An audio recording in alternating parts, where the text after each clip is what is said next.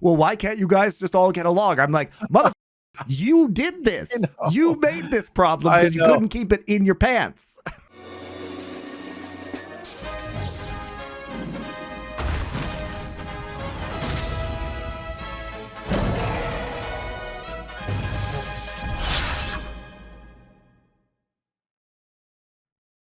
Nerd Legion is back this week with House of the Dragon, DoA. Hot take. House of the Dragon, DoA?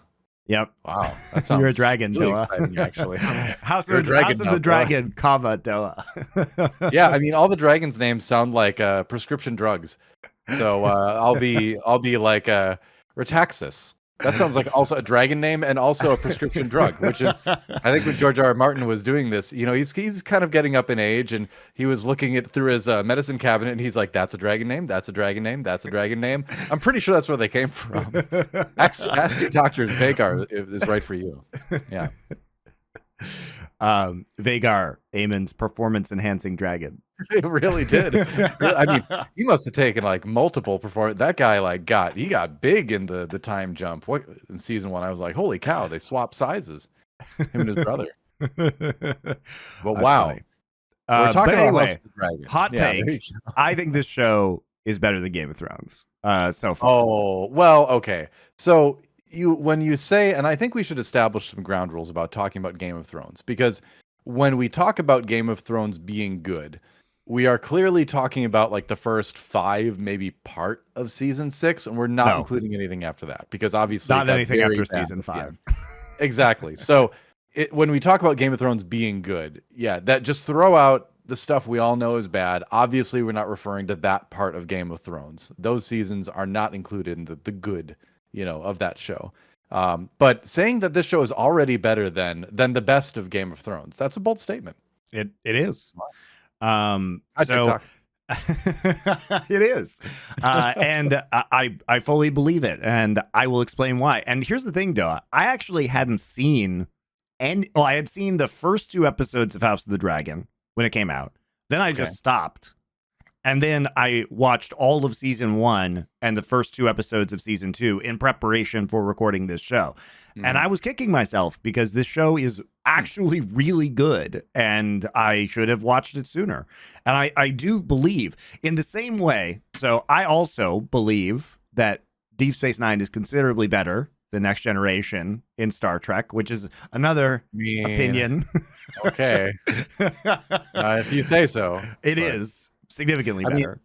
How I feel like that's just because you like an ongoing story versus an episodic series. So most of DS9 is actually episodic. It wasn't really a continuous narrative until the last 3 seasons. And sure, there are threads that run through all of the seasons, but a lot of the earlier parts of Deep Space Nine are episodic, like Next Generation. Although it does hang. Seasons, yeah. Remember the chess episode? Oh my gosh. The board game episode is one of the worst episodes of Star Trek. We know that. Season 1 of Star Trek shows always a little bit rough. Yeah. Strange New Worlds, same way. Season 2 much stronger than season 1. Yeah. I don't know, that episode 1 of season 2 is really bad in Strange. At TNG, the season 2 had its ups and downs as well, but I agree. Star Trek shows generally take a while to get their footing. But one of the reasons why I think that DS9 is so much better is that while I think Next Gen was more revolutionary in many ways, it set the tone for what Deep Space Nine became, right? Because they are 2 shows very much cut from the same cloth. They even have multiple instances of crossover characters, not only Worf, but guest appearances frequently of Next Gen actors. And while we don't obviously see, because of the time difference between these 2 shows, what I really like about Game of Thrones, or House of the Dragon compared to Game of Thrones, is Game of Thrones is very good. But what I love about House of the Dragon is that there are a lot of characters in Game of Thrones, and they're kind of scattered everywhere, and they're all involved in their own individual character arcs, which, a lot of them don't really go anywhere, as we find out later. And that may be true in House of the Dragons, but like Arya Stark's basically entire character arc basically goes nowhere. And when she is like training to be an assassin, like it doesn't go anywhere except for a really stupid place at the end. And perhaps in House of the Dragon, we will look back. But I mean, her entire training arc is also very boring in that show, and she's super disconnected from the other characters. What I love about House of the Dragon is that every character is intimately connected with each other. And this is a very small world. And this is what I love about Game of Thrones is all the political intrigue. And this show is nothing but political intrigue and succession drama.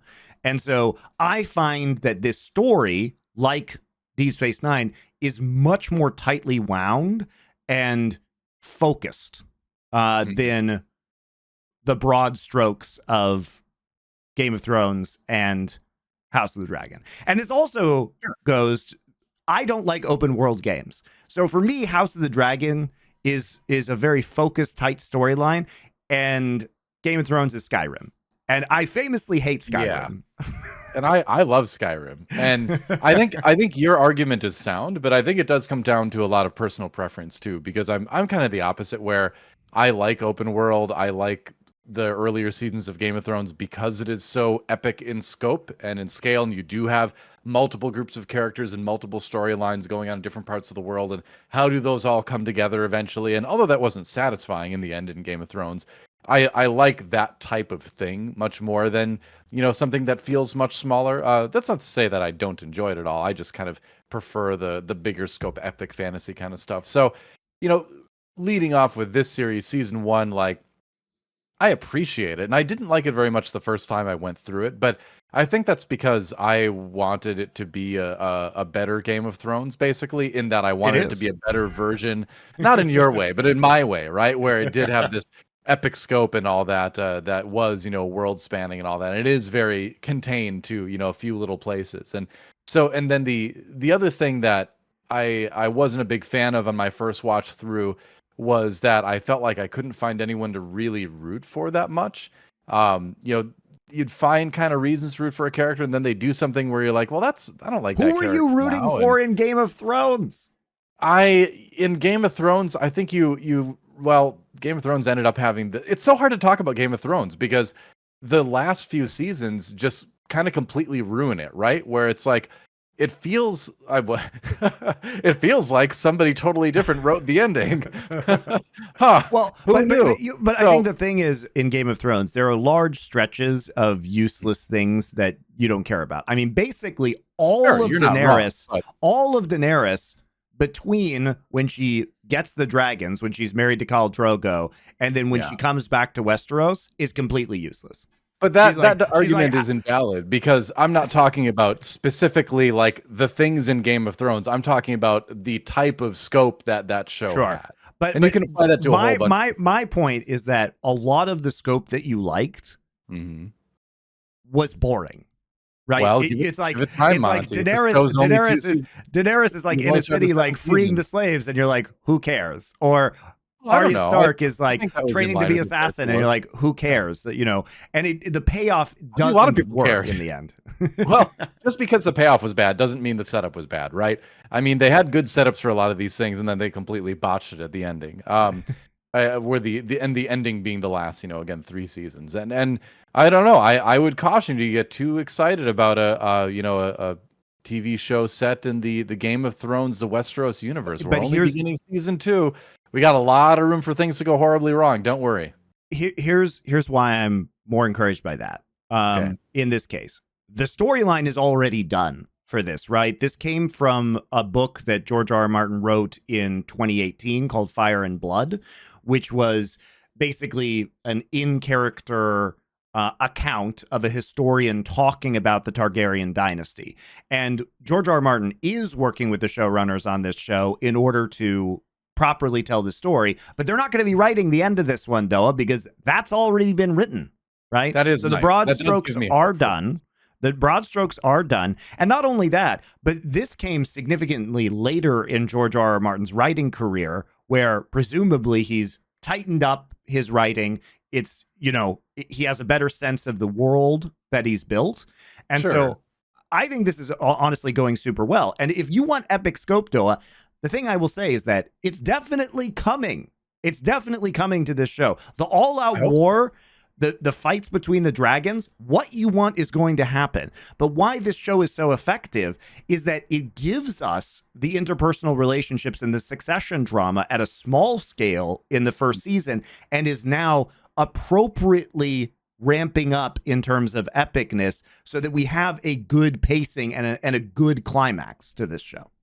Yeah, it is good. I watched I didn't get a chance to watch the entire season 1, but I kind of skipped around and watched most of season 1 again this week.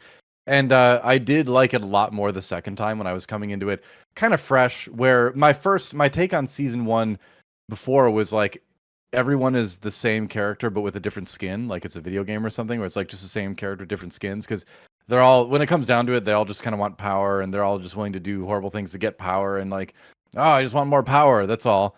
And I just found it kind of dull, right? Upon a second viewing, coming into it fresh again, I liked it more. I felt like the character differences that I missed the first time were kind of coming together and all that. So I'm more excited about going through season 2 now than I was before the rewatch. So it's winning me over. But again, I think it's kind of like I needed to go through that time where it's like I need to give up that this epic scope isn't there from the beginning, and I like that vibe, and that vibe wasn't there in this show. So if it comes later or not, it doesn't really matter. The show kind of has me now, especially with the first 2 episodes of season 2. I really, really liked episode 2 specifically.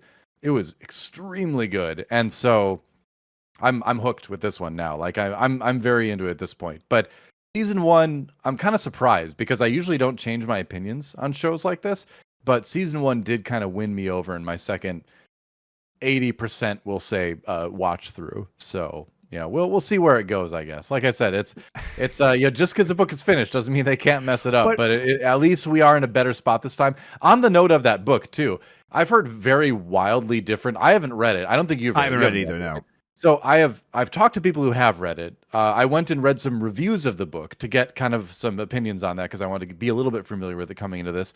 And the opinions on this book vary extremely greatly. Where I was reading reviews that called it self-indulgent, like dry, self-indulgent garbage, where it's just kind of like a boring historical account of where he's just telling you about his own universe. And it's like you're sitting down with that friend of yours that created a D&D campaign setting, and they really want to tell you every detail about it, but you just don't care because there's no story there. And then right. I've read accounts, other reviews that absolutely loved it, right? Where they loved the expansion of the historical universe. These people, otherwise people who are just really into the Targaryens, were interested to learn about that family line more, which is what the book's about. So I found it interesting that there were such different takes on like either end of the like bell curve for this.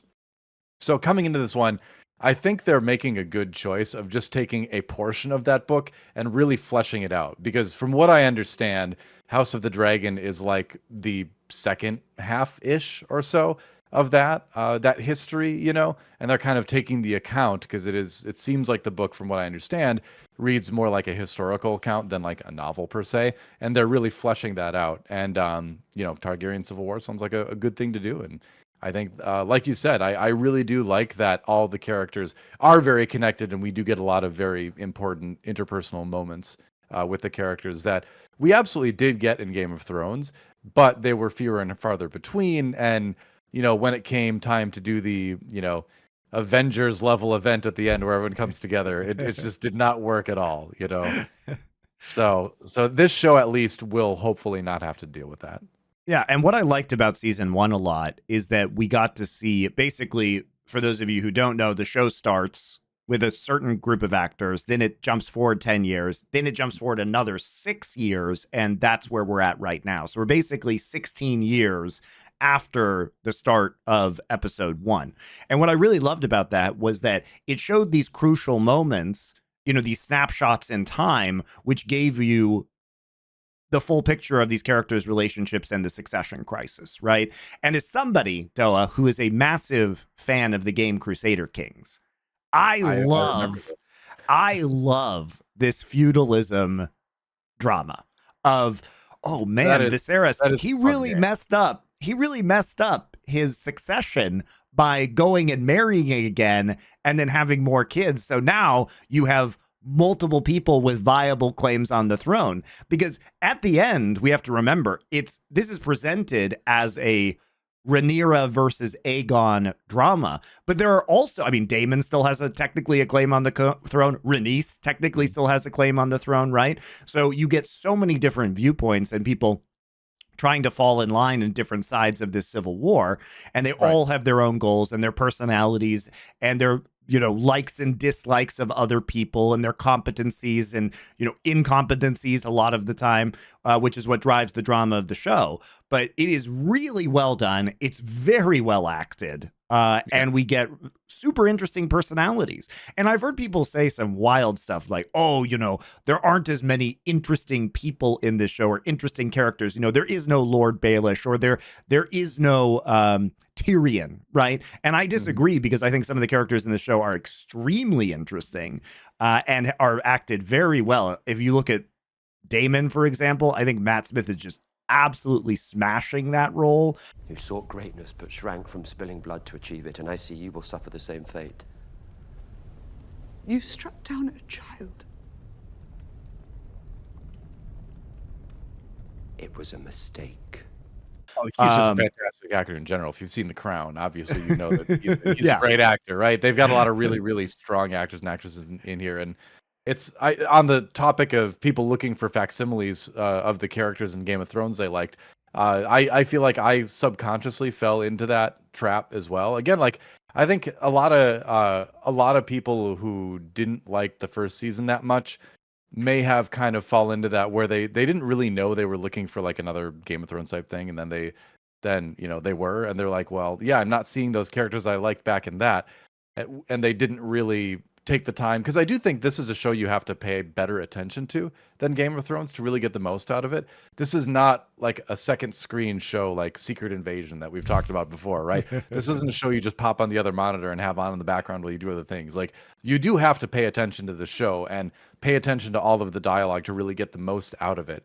And so if you're not doing that, and if you're kind of, your brain is sort of looking for more Game of Thrones, then you're gonna kind of fall into those traps that you're talking about. So I can see a lot of people got there because that was me with my first watch through for this season or for last season, and then on the rewatch I'm like, oh yeah, this is really much better than I thought it was. So yeah.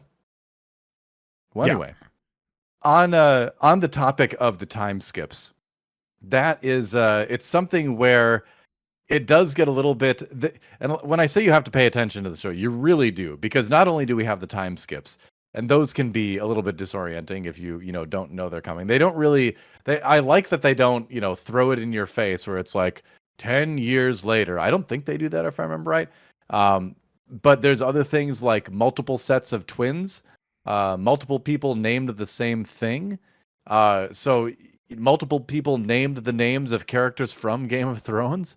So if you're not paying attention to everything that's going on, you are going to probably get lost and probably be like, why is this Joffrey and that Joffrey, not the other Joffrey that I know?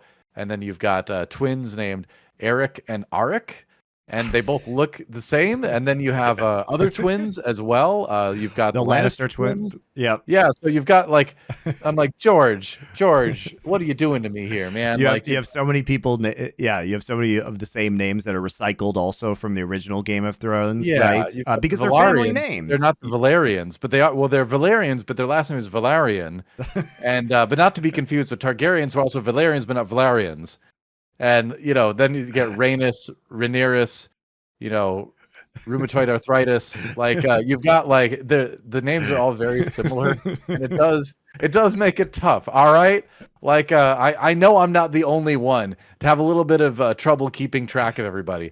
Aemond, or Aemond Aegon. It's like it's. And Aegon isn't the same historical Aegon, and there's actually multiple Aegons, and Joffrey's here, but it's not the Joffrey. Like 3 Joffreys, or like 4 or 5 Aegons, they're and the thing is that George R. R. Martin obviously was very much inspired by, European history and the succession difficulties that happened between various monarchies throughout Europe. And there were lots of repeat names, obviously. People repeated names because they liked the names, because they wanted to call back to someone else that had that name and wanted to evoke the feelings of that historical figure. So it is Shout quite out to accurate. 16 Louis who are king in France. Exactly. How many Georges are we at this point? But it's so you could see where he got this from, because that is a very realistic way that these dynasties would go on, right? You do see a lot of names reused, which is fine in a history class, right? But in a fantasy show, you are going to run into the difficulty of keeping everybody on track with things, right? And it's one thing to expect a little bit more from your audience when they're watching a show, which I think we both talked about that we really wish would happen more often in streaming shows lately, that there would be a little bit more burden on the audience to pay attention and not have everything, just spoon-fed to them. But I feel like this show is kind of riding the edge of being a little bit too far on the other side, where it's almost confusing for confusion's sake sometimes. And while I get why he did it, I do think that at some point it does detract from the storytelling, where you're, pausing once in a while to go look up the wiki and be like, oh, that guy, not that guy. Got it. Okay. And then you go back in, because everyone's also got like silvery hair too, literally everyone. And so, that doesn't help a whole lot either. Well, some of them are black, which does help actually distinguish characters, which has been something that people have said about this show, right? Is that actually, diversifying the cast in some ways has helped distinguish different characters more easily. Yeah, and I always think it's ridiculous when people complain about that kind of thing, because it's like, it's a fantasy universe. You can decide how skin color works. It doesn't even need to work the same way it does on this planet. It can just be something as like hair, hair color or eye color. It doesn't necessarily need to be geography or culture locked, right? So complaining about the application of skin color or racial features in a fantasy universe, unless it's breaking its own rules, for the sake of, pleasing certain audiences, it's a silly thing to be upset about in general. And I think we've seen far too many people be upset about that kind of thing on the internet lately, but that's just me. Also, Steve Toussaint, who plays Corlys, is really good. Yeah, of course. Yeah. I think he's great in the role. So, anyway, beyond that, like, we can talk about some of the other actors too, because pretty much universally the cast here is outstanding and makes all of these characters really memorable. And I think also, not only just in terms of acting ability, but in terms of looks, the casting of this show, like, they just picked some weird looking actors. Like, Matt Smith just looks weird. I don't know what to say. He's just a weird looking guy. Yes. Yeah. He looks like Prince Charles, but he also just looks like someone from another planet.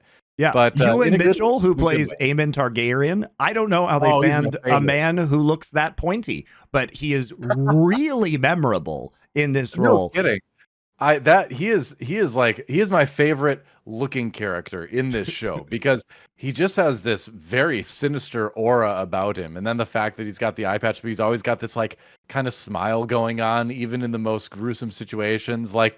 Even at the end of the first season, right, where Vhagar eats Luke and Luke's dragon, I can't remember the name. He's like, oh boy, just like kind of smiling a little bit, where he's like, you can tell he's thinking, this is probably gonna have some severe repercussions, but at the same time he's kind of like, yeah, I'm kind of into this, It was a great moment. It was a great moment, because you get, and this is why I really love this show, is because you actually get to see the development of these characters. Because if we hadn't had the time skips, DoA, we wouldn't have known that Rhaenyra's kids, so Lucerys and Jacaerys and his older brother Aegon, were tormenting him because he didn't have a dragon. So there is pent up, childhood aggression there. And like it or not, there was always going to be this competition for who was the favorite of the king and who is going to be, on the throne, or which family line is going to be there in succession. And I think the stakes of the show are very well laid out, which is like, the family that loses the succession battle must die. right? The line must be wiped out because the claim will always be there to the throne, right? There's a danger that even in 2 generations, if you don't kill the other line, that there's going to be another civil war. Right. And this is why Viserys is so foolish in his actions, because he has the opportunity to just stop this from happening, but he wants to bang a teenager. And so then he creates this entire problem. And at the end, what's so pathetic about Viserys is he's the one saying, well, why can't you guys just all get along? I'm like, motherfucker, you did this. You made this problem because you couldn't keep it in your pants. I always was like kind of I was kind of confused by his logic of like, oh, 12 years old, like nah, that's just weird, that's creepy. Like, oh, she's 14, all right, good enough. Like, dude, that's really not any less creepy. Let's to be fair, not weird in medieval times, but also in this universe, DoA, they set up that the basically coming of age is 17. So it's even weird in the context of the universe. Right. Well, the characters in the show clearly find the whole situation creepy, right? And like, but yeah, like Viserys will like recoil so much at the 12-year-old who has probably, the better political marriage. Oh, yeah. But then 14-year-old, because she's nice and she fixed my dragon. What a nerd. She fixed his model for his like Warhammer game, and he's like, you're the one. He was just looking for someone to tabletop game with, I guess. I don't know. What a weirdo. But he doesn't even paint his own minis, though. That's the thing. No. He has his stonemasons do it for him. All right. I'm going to say this right now. And I know there's people out there that love to compete in Warhammer now, and they have other people paint their minis. Like, are you really engaging in the hobby? I'm calling you out, right? Because even a badly painted army that you painted yourself, I feel like has more like gravitas, more emotional connection to you than just like some army someone else painted and you're just piloting it, right? Warhammer armies aren't F1 cars. You don't have somebody else prepare it all and then you're the pilot. No, you have to. It's more like a dragon in Game of Thrones, that you were born with its egg in your crib and you have raised it and nurtured it, and now you're ready to go out and do battle with it. That is what a Warhammer army truly is meant to be. So I had to get that out there. Yeah. We're just full of hot takes that are going to enrage people this week. It's all right. I guess. I will say, I accidentally had a hot take on Power Spike, the League of Legends show yesterday, which really? I didn't think was really that hot of a take, but it turns out there are some really big defenders for the song All for Love from the 1993 version of The Three Musketeers. That stars Charlie Sheen, Kiefer Sutherland, Oliver Platt, and Chris O'Donnell. So I was saying that this movie was a guilty pleasure of mine. And at the end of this film, DoA, there is a song by Bryan Adams, Sting, and Rod Stewart called All for Love, which is terrible. And it hit #1 because remember in the 90s when all of the movies had these credit songs that would hit #1 Seal, on the Billboard. Kissed by a Rose on the Grave. Yep, Batman Returns. People don't remember that song is from Batman Returns. It was created for that movie. Great song, by the way. But that is a much better song. But there is a song called All for. Oh, go ahead. I always There's a song called All for Love. Oh my gosh, we gotta stop doing this remotely. You gotta leave Korea and come to LA. Go. Vice versa. No. No is the answer to that. You Can I give my Seal anecdote real quick? Yes, give your Seal anecdote. When I was a kid, I liked those Batman movies. Batman and Robin's the best one, by the way. But it was the best of the old Batman movies. I just want to put another Chris O'Donnell movie, like The Three Musketeers in 1990. Hey, there you go. But I always thought because that movie came out when I was like middle school, early high school, somewhere around there. I always thought Seal was singing "Kissed by a Rose on the Brain." And I was like, well, that's a strange lyric to put in your song, but it was intriguing to me. What did this mean? Kissed by a rose on the brain. And I thought about it for years and years and years until I finally saw the lyrics and realized it was kissed by a rose on the gray, which still doesn't really make that much sense as far as I know. I don't know the reason he wrote those lyrics. And you could say gray matter. That's another, way people describe brains. So I'm not that far off, but still confusing, intriguing. Seal, if you're watching, post below. What does it mean? Stranger things have happened. Yeah. He's a big fan. Henry Cavill has liked our TikTok videos about The Witcher, so the stranger things have happened. we had the guy who did the illustrations for the Dune pop-up book in our comments about that as well. So you never know who's watching, and and so that's exciting. So, it is always fun to get some interaction with the people we talk about. Unless we say mean things, then I'm a little bit afraid. But, Kiss from a Rose, by the way, was from Batman Forever, and it was actually released on Never Ending Story 3. So it wasn't the Tim Burton Batman Returns. It was Batman Forever. But yes, anyway, like Never Ending that. Story 3? Yes, that was the original one. It was actually re-released for the Batman Forever film soundtrack. Wait, that was a remake? It was a re-release. Re-release. So he anyway. wrote this song for a Never-Ending Story movie nobody watched, and then he was like, all right, well, no one remembers this song, so I'm pretty sure we could just do it again for Batman. And then it became a big hit. Thank you, Batman. Yes. Batman Forever. Batman Forever, my bad. Joel Schumacher abomination. But Batman Returns was not very good, according to, it was terrible. Which, by the way, on this channel, you can go look at. We thought Batman Returns was good, and then we rewatched it and realized it is super bad. Anyway, Batman and Robin is the best. So this is the digression off of the digression. My digression was, remember, there's this song "All for Love," and apparently League of Legends fans started getting angry because they like the song "All for Love," which is what is wrong with these Zoomers? Super bad. But I was really surprised that anyone, even though it was a Billboard #1 hit. So obviously a lot of people, but it has like faded into, the sands of time. And it is very bad. And also the concept of getting a #1 song off of an Alexander Dumas novel remake called All for Love off of the All for One, One for All saying is like so ridiculous. And also Sting and Bryan Adams and Rod Stewart together is very funny. But anyway, so I was going to say, these have been the hot takes that I've had that I thought that was just not a hot take at all. Apparently a very hot take that All for Love is a bad song. I can't wait till All for Love replaces Silver Scrapes, before we go into Game 5 of Worlds this coming year. That's going to be great. So that's my story. Also, we may be doing that film on Foreplay soon. We will see. Anyway, back to House of the Dragon. That was the All for Love. I am glad, DoA, that we do not have a Post Malone, credit song for House of the Dragon. Not that called we're attacking Post Malone here. Called Love Me Some Dragons or something like that. Dragon riding. You know what I mean? That's right. But really, this show, I feel like All for Love applies because it is all for love. It's very often a perverse and misguided love, but there's a lot of love motivated things.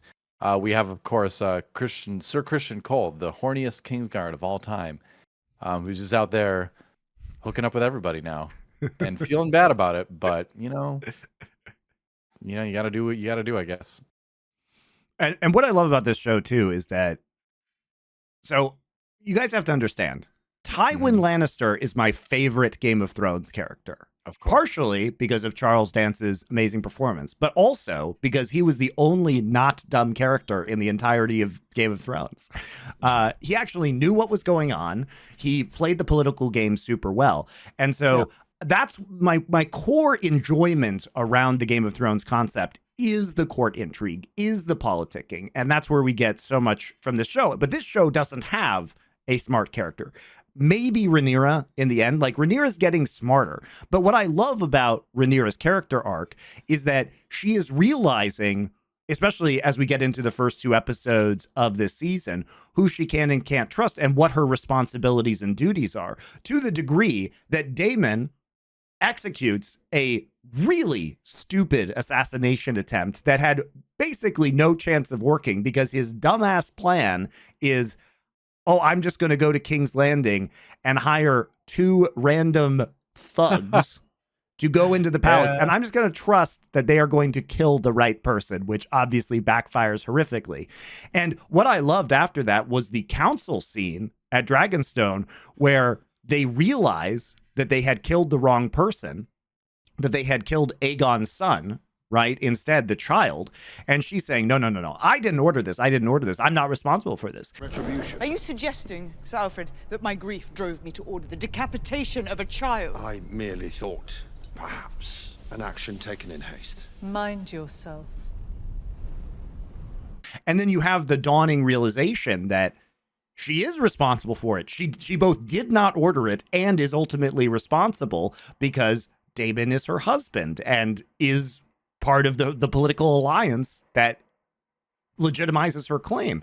And so she realizes at that moment that she has to be in control of absolutely everything, that Daemon has to fall in line or she can't be with him, right? And Daemon is obviously incapable of following commands of other people, and so he just pieces out on his dragon, right? But I think this is a great moment for Rhaenyra, who actually at that point in time feels the full weight of the crown, right? That there isn't a world where she can have these personal relationships and be a responsible queen, because even if she loves somebody, if they do something, if they go off the chain and do something, she is responsible for that, whether she knows it or not. And so she just can't have Daemon around her. Yeah, how many times that guy getting either exiled or quasi-exiled? By the way, like it's every other episode. It's like, but why do that's people stop? Gotta keep giving. That's part of the theme of the show, though, is that like when someone's family, you have an inclination to want to forgive them, to want to welcome them back in, a want to believe that things can be better. And Daemon is obviously the type of guy where it's like he's just not changing. He's going to do his thing, and a lot of people are Daemon fans out there, but it's like, I don't know. I kind of think he's a big problem for Westeros. So we'll see what happens. I'm sure he's going to continue to be a big problem for basically everybody. But what a great scene, because for all of all the characters are deeply flawed, and for all of Viserys's flaws, Rhaenyra accurately points out that Daemon could not be in control because he was irresponsible and he doesn't play the long game. And Viserys was weak and Viserys was overly sentimental, which were his faults. But ultimately, he did keep the realm intact and he did keep the peace. And he, in fact, probably chose the best heir in the end, even if he knew that his own actions were going to potentially cause a civil war, if events would be manipulated later. Obviously, he held on to Otto Hightower for too long, let himself be manipulated into that relationship, because as soon as he is married to Alicent, even if he gets rid of Hightower as the hand, he is still under his control, basically, through Alicent, Otto's daughter. Otto Hightower is such an interesting character, too. He's great. And the actor who plays him, he's so good. Yeah. Idiot! Beware how you speak to your king, my lord. The king is my grandson, and my grandson is a fool. He's worse than a fool. He's murdered innocent men. Well, we had multiple characters kind of reaching like, understandings and sort of reckonings of what they were responsible for and what they had kind of caused, where, there's the scene towards the end of episode 2 where Aegon is being confronted rather by for killing all the rat catchers.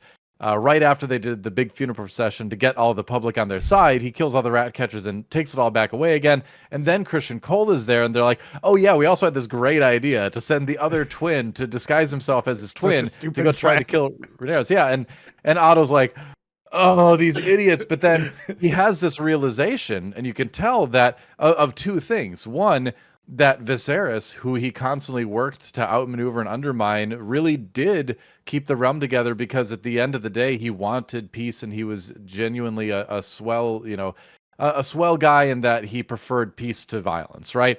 And then you've got this other realization that when you are the master manipulator, it's very easy to get yourself in a position where you've just simply surrounded yourself with people dumber than you are. And so all of your plans don't matter, because everyone you're relying on to execute them is all going to botch it, because you've manipulated them into various positions, but you can't go and control their actions every single day. And he realizes he's kind of created this monstrosity that just can't run itself, and he's sort of kicked himself out of it, And also he realizes when he calls Aegon an idiot, that, he was blinded by his own desire to put his family line on the throne. I won't say blinded, because literally the stakes are his entire family is killed. So it's not like there was a lot of choice.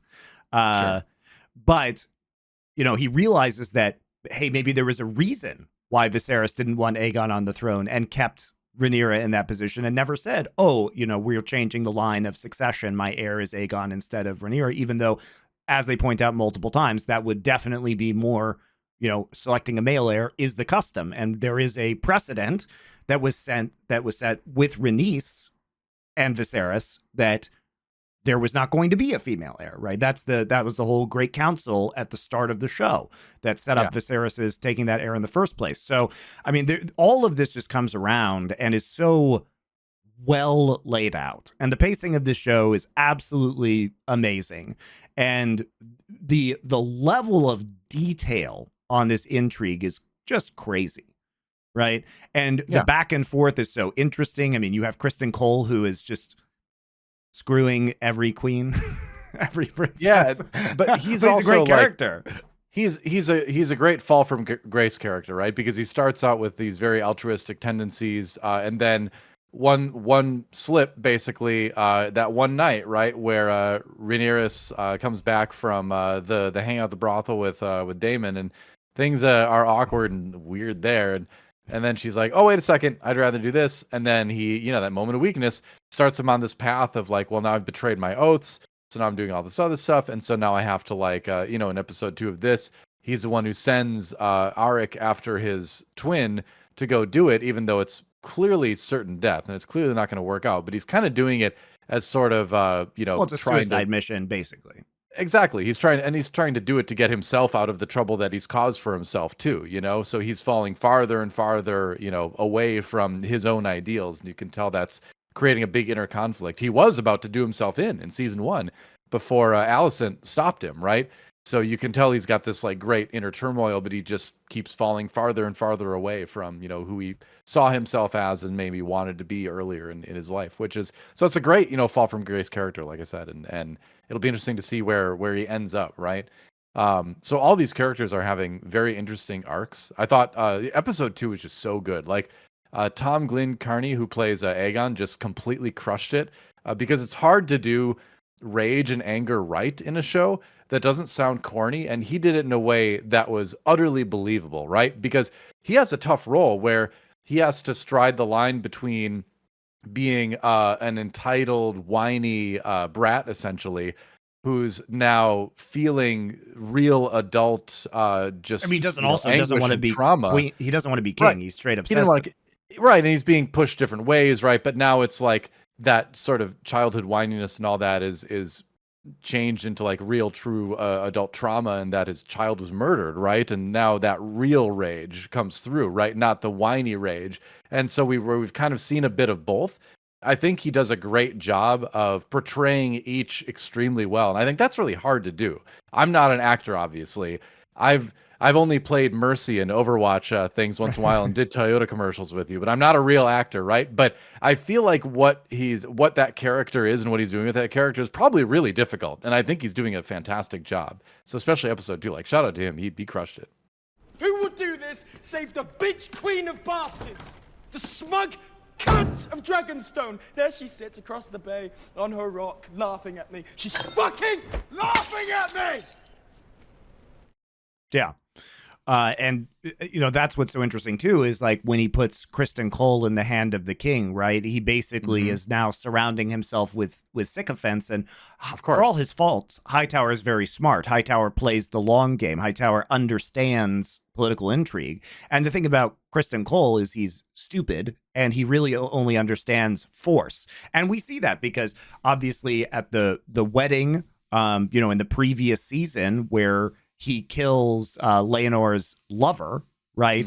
Joffrey? Yet another Joffrey, I think, if I remember right. I'm trying to remember. I think it was he basically reacts to situations where he gets angry or uncomfortable with just violence, right? And that's a very, he basically enables all of Aegon's worst impulses in those situations. And now he's going to be the primary advisor to the king, but he's really just, an extension of Aegon's wrath, which is obviously a dangerous place when you are playing a political game for public approval. Because the thing about feudalism is you can't, even if you're a king, you can't just go do whatever you want, because there are other people with other interests involved, and you have to convince, the people who are underneath you in the feudal system, the lords and ladies of lesser title, not to mutiny, effectively against you, right? You have to create a governing coalition. And so that's why we see, you know, this great scene at Storm's End where they're both petitioning the Baratheons and, you know, they're basically Rhaenyra's side gets a rebuke because they come not offering anything. It's like, oh, who cares about an oath that was sworn 20 years ago, not even by me, right? Yeah. And certain houses have different, you know, the Starks obviously keep their words, and that's important to them, but the Baratheons don't give a fuck, you know? The Baratheons are the house that ultimately ends up mutinying and taking the throne 200 years later. It's well, you know, it was their descendants. It wasn't them, you know. But I'm just saying, like, you can see love the scene, character and the flavor of each of the noble houses. I love that scene, by the way, the beginning of that scene in season 1 where Luke arrives and it's raining and all that, and suddenly like Vhagar like lifts up from behind the parapets and he's just massive and he's like, oh no, he's here too, and he knows. This is the number one person that he doesn't want to run into out on a dark and stormy night, you know? It also just shows the naivety of Rhaenyra in some ways, thinking that this is somehow some sort of unique idea, and why wouldn't, you know, Aegon also send messengers to the major noble houses in order to win their loyalty? Sure. Yeah. It's that whole scene is just great, because then you've got Aemond he's like, hey, give me your eye right now. It's like, dude, you're at somebody else's house. At least wait. But then it ensues, you know, the whole dragon. It's not even really a fight. It's just Vhagar eating another dragon, which is basically it. But here's another thing I really love about this series, and Game of Thrones did an okay job of this, but this series really does a great job, where everybody knows that dragons exist, and everyone is very in awe of them. But you also know that if you see a dragon, it's quite likely you're about to die too, because the people that ride these dragons, if you're just a regular person in this world, they will come off as completely unpredictable, right? You don't know why they're there. You don't know if they're just going to fly around. You don't know if they're going to land and give you a hug. You don't know if they're going to burn you alive. So I love whenever they have somebody who's not one of the main characters, you know, kind of one of the more regular people of the realm, see a dragon or a dragon rider. There's this mix of awe combined with, am I about to die, right? Which is such a great way to portray these creatures. You know, I feel like that's kind of restoring dragons to their true status in fantasy lore, right? Where dragons have kind of become dime a dozen, right, across a bunch of different fantasy series and all that kind of stuff. But this makes them feel like a truly unique animal, and uniquely terrifying animal, which I absolutely love. I love that part of this show. Yeah, and in addition to that, what I like about this show that they're starting to do, and I hope they continue with, is include more of the small folk and the common people's perspective, because we get, you know, some really good lines towards the, you know, at the start of this new season where Aegon's with the whore that took his virginity, and there's a great line of dialogue, which is, when princes get angry, other people tend to suffer. I would remind you only that when princes lose their temper, it is often others who suffer. The small folk, like me. And we also start to get scenes. The smith that was petitioning Aegon for upfront payment for the weapons he was creating. And we get to see inside his house and the, you know, the crisis that is unfolding in the city and how the potential civil war is affecting people, because the pettiness and which the nobility are operating on, as Hightower says, that Aegon and Aemond are basically just about vengeance right now, and they're not actually thinking ahead, right? It's about, well, we don't know which rat catcher it is, so we just kill all the rat catchers, right? And therefore, now who is going to be the servants of a king who does actions like this? Like, you are held accountable for betrayals that you had nothing to do with, and you are, you know, your lives are arbitrary. And so this is ultimately about a battle for popular opinion, not only amongst the nobles, but amongst the regular people of the realm as well, who are constantly a threat of a revolt, even if you have dragons, because sure, you can kill them, but then what is your kingdom, right? You don't have resources, you rule over nothing. So I really hope they continue to push into that, because Game of Thrones basically just ignored the common people. We got a little bit of it with, like, Daenerys saying, I have freed the slaves and everything like that. But it was mostly just, you know, there was no weight to her doing that because we didn't actually get a peek into the lives of these people. Well, she also ended up just like, killing a bunch of people pretty indiscriminately at the end of the series too. So they kind of just threw her whole character out the window, I feel like. And like, oh, guess she's mad after all, GG. So that's now she just roasts King's Landing and kills everybody. What a disappointment that series was.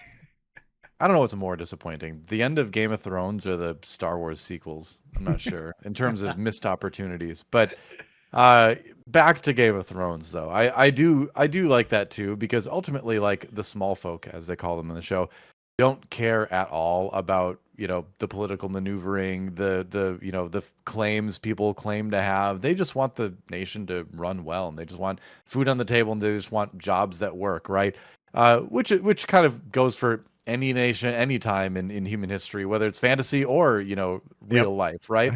So I agree that it is important to show that like all this stuff, all this drama that people get caught into, the average person just doesn't care. It's just so they only care about how it affects them in terms of their day to day. Like, do I have food? Do I have a job? The necessities, right?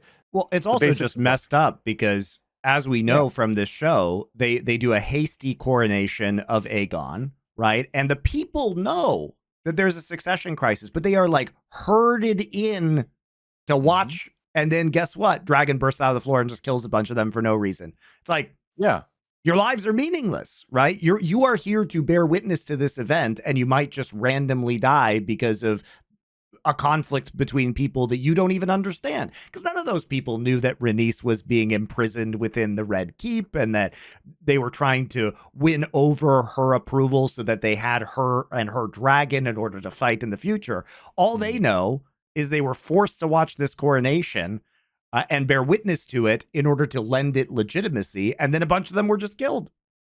Yeah, I think one of the most poignant parts of that scene is that not a single one of the main or side characters even mentions the people that died there. I don't think. Yeah, exactly. I'm struggling to remember it. I don't think it happens. I could be wrong, but I'm pretty sure nobody even the mentions only that thing loss that's of life. mentioned is that Rhaenys didn't just wipe out that family line immediately, which she had the power to do, because she could have just incinerated absolutely everybody there, and there would not have been a civil war. Mm-hmm. Maybe she should have. That's a whole that's a whole part of the show too. The show likes to peace bait you, where it's you're just about to have peace again. It just looks like somebody's about to get along. Everyone's about to make up and everything's great, and then somebody says the wrong thing, or somebody's dragon eats somebody else. Or somebody misunderstands the dying words of a king, and there's always one little thing that just pushes it right back into civil war. Willfully misunderstands it, right? Sure, but that's I rest my case, and that's something that does get a little bit tiring for me. Maybe is that sometimes it feels like the drama and the conflict is pushed along by like, oh, we were so close, but this one thing happened. I feel like that occurs a little bit too often so far in the story, and so I believe it though, because it's like the Aegon stuff was brewing for decades, right? And he didn't mean to kill Lucerys. It was Vhagar. I just find it out a of bit control. repetitive. I just find it a bit repetitive that this is how, and I think this is it's probably realistic to how things would work out, right? In a real life situation, it is those little things that word that's misunderstood, that comment, pettiness of people from a decade of taunting. So in a sense, I understand and I appreciate the realism with that, but to me, it just gets a little bit tiring that it feels like the conflict is pushed along in sort of a repetitive way sometimes.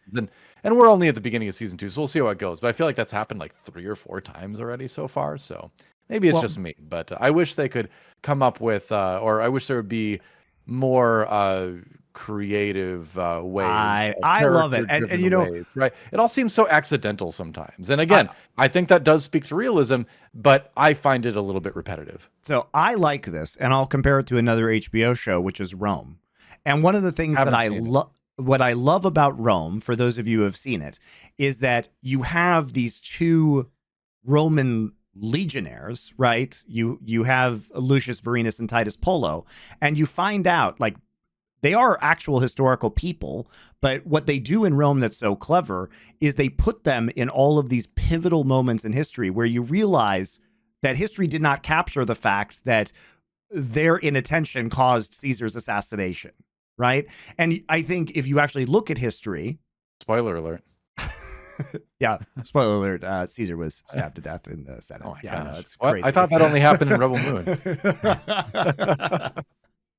It wasn't just a Shakespeare play. Really happened. Oh, hold on. I have to grab something really quick on that front. Please continue. So what I'm saying, though, is like what I like about this kind of action is that you realize that history can be made by mistakes or little things, and you hear about the end result, but you don't actually know what stupid things caused it. And what could be attributed to malice, such as Aemond kills Lucerys, could have been entirely accidental. I wouldn't say that was entirely accidental. Well, it was accidental that he killed him. He wanted to scare him and be a douche, but he didn't want to murder him.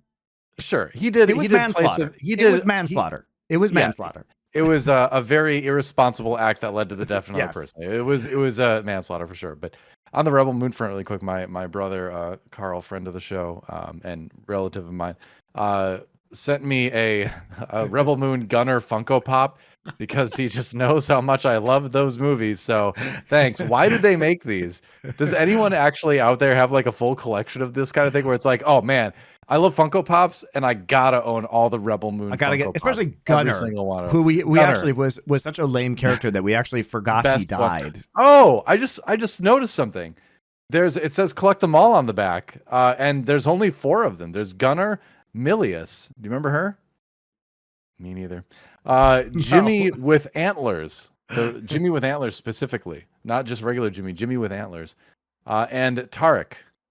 Otherwise known as basically the guy from all the heavy metal album covers in the 80s. So they only have 4. They don't even have the main character. They don't even have the Scar Giver as part of this line. Maybe there's more releases, more sets. I don't know. But as far as this one goes, only Gunner, Milius, Jimmy with antlers, and Tara. Collect them all, it says. I just love Jimmy with antlers. Jimmy with antlers. That was the name of my alt rock band in high school too. It's a huge coincidence, actually. We were known as Jimmy with antlers. That's funny. But yeah. So anyway, Game of Thrones. Game of Thrones. I think we'll be back with this show, DoA, eventually. Oh yeah, because I really want to talk more about this. I think the show is fantastic. Can I say one more thing real quick? Yeah, please do. I'm glad the twins killed each other because that eliminates some of that confusion I was worried about earlier. So I don't have to worry about that again. So Eric, shout out to you guys for fighting that duel. It was very Your tragic. murder-suicide was amazing. It was very tragic in the context of the story, but I felt an enormous sense of relief of not having to keep track of you anymore. So shout out to Eric and Arik out there. Yeah. Also, shout out to the surviving one killing himself, because the problem with that is if you're Rhaenyra, you definitely have to kill the surviving one because you just can't know which one it is. Or you just imprison him. You could just imprison him for a while, you know? I mean, there's got to be some way they can tell. Like, seriously, ask the guy, find somebody that had lunch with him the day before and ask him what he had for lunch. Like, there's obviously ways to verify which one it was. I know at the end of that duel, everyone's like, oh, who is it? Who is it? And obviously him killing himself kind of solves that problem, but it absolutely could have been verified. Anyway, I'm like I said, takes a load off of my mind to not have to wonder who is who anymore. So thanks. But I do think he totally could have just, been verified either way. He could have lived. Arik could, or Eric? Arik was the one who was defending it, right? See, this is what I'm talking about. You messed up Aegon and Aemond like multiple times this episode, I'm pretty sure. Probably. Hey, TikTok. Fans will love it. Probably. But yeah, great show. If you haven't, I know a lot of people like me hadn't actually seen season 1. So I will say, if you liked the first 5 seasons of Game of Thrones, season 1 is very good. The show is really good. But it's not like Game of Thrones. So understand that it is different. If you like certain parts of Game of Thrones, it's like that. But it is good dialogue and political intrigue. Yeah, it's great. Which is a lot of the early seasons of Game of Thrones that are interesting. But and I appreciate this, DoA. There's no three-eyed raven. There's no weird prophecy that we're trying to figure out. Like, I don't in want spite it. of the fact that there are more dragons, there's actually fewer supernatural elements in many ways. Dragons are a tool in this show to accomplish things. They're super weapons. Sure, It's not like, oh, here's the prophecy. I mean, they do talk about a song of ice and fire and the prince that was promised, which is, Jon Yeah. Snow, that's coming in the future. Spoiler alert. Spoiler alert.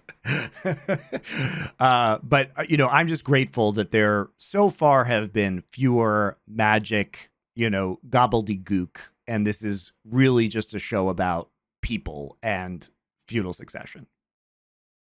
There you go. Just like Crusader Kings. My only question is, if we're going like the Crusader Kings route, when are they all going to become nudist hippies? Because I feel like that's where all my rulers end up. Maybe that says more about me.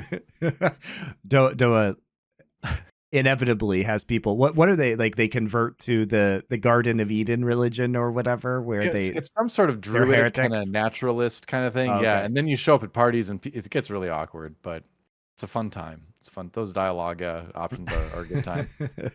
Great game. If you have a lot of patience, it pays off. So. And just like Viserys, sometimes your king will just run off without your control and go spawn some offspring, and then you have to kill them. You have to conspire against your own children and kill them so you preserve your succession and your plan.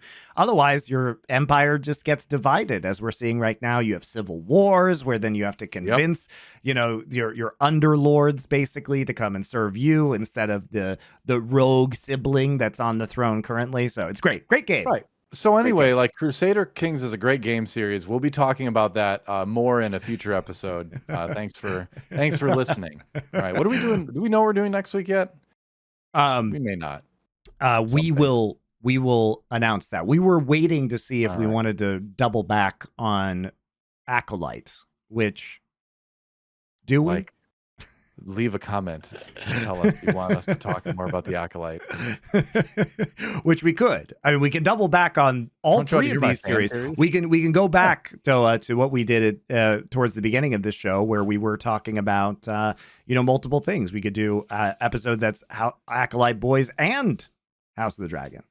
I mean, I actually would. You're seeing how the sausage is made now, folks. But I would not mind moving back to that format for just like the next month or two, as these three series kind of happen simultaneously. Well, DoA, we have some other stuff coming up, including Anansi Boys in the middle of July, which is the Neil Gaiman series. And actually, DoA, next week we had talked about doing Madam Web and then returning. Oh no, yeah. So I do you want to do Madam Web next week? Let's do Madam Web. I'm down. We're doing it. Because we only do the best stuff on this show. So we'll do Madam Web. People have asked us to do Madam Web. They have. And we do need to give, and the main reason is not Madam Web. The main reason is to give these series time to produce another episode or two, so we have a little bit more to talk about. But yeah, we will inflict upon ourselves Madam Web, which made it to streaming services in record time, just for you, the viewer at home. So I hope you appreciate it. All right, Madam Web next week. We'll see you then.